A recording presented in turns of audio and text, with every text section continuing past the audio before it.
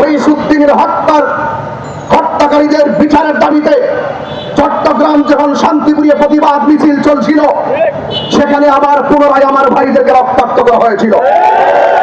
সেটাও ওই মহাজন ইউনূসের আমলে। এই জন্য আমি বলবো, এই ইউনূস এই দেশকে, দেশের মানুষের আবেগ নিয়ে খেলা করে এই দেশটাকে খুনের রাজ্য প্রতিষ্ঠা করেছে। সদ্য মাননীয় প্রধানমন্ত্রী জনাব তারেক রহমান সাহেব, আপনি বসেছেন 2 মাস হয়েছে।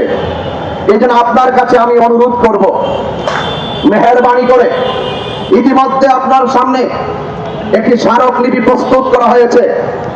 আপনি আমাদের অত্যন্ত আন্তরিক স্মারকলিপিটুকু গ্রহণ করে ড্রয়ারের ভিতরে, বক্সের ভিতরে ফেলে রাখবেন না।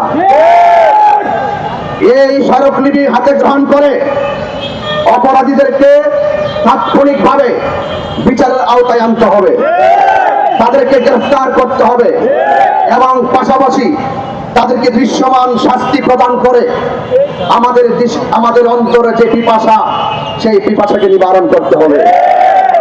আর যদি এর ব্যতিক্রম করেন, আমরা এই দেশের শত্রু নয়, আমরা এই দেশের শান্তি চাই, আমরা মানুষের অধিকার প্রতিষ্ঠা করতে চাই, সম্প্রীতির লক্ষ্যে কাজ করতে চাই। আমরা এই দেশের 70% সুন্নি জনতা বারবার আমাদের সাথে রাষ্ট্রতন্ত্র প্রতারণা করেছে। আমি চাই না আপনি সেই প্রতারকদের সামিল হন। অনতি বিলম্বে স্মারকলিপি গ্রহণ করে আমার ভাই মৌলানা রইসুদ্দিনের হত্যাকারীদেরকে গ্রেফতার করে দৃষ্টান্তমূলক শাস্তি দিতে হবে। আর যদি দৃষ্টান্তমূলক শাস্তি দেওয়া না হয়, আপনি ভালো করেই জানেন, এই সেই ঢাকার প্রেস ক্লাব 4-5 জায়গায় বাধা দিয়েও কিন্তু আমাদেরকে দাবিয়ে রাখতে পারে নাই। আজকে আপনি নতুন ক্ষমতায় বসেছেন, তাই নরম বসায় কিছু কথা বলে প্রস্তাব রেখে গেলাম। যদি আপনিও যদি সেই সত্তর মহাজন ইউনূসের মতো যদি আপনি যদি সেই খুনিদেরকে শাস্তি দিতে বিলম্ব করেন, একদিন এই শান্তিপ্রিয় জনতা আপনার বিপরীতে মাঠে নামতে বাধ্য হবে।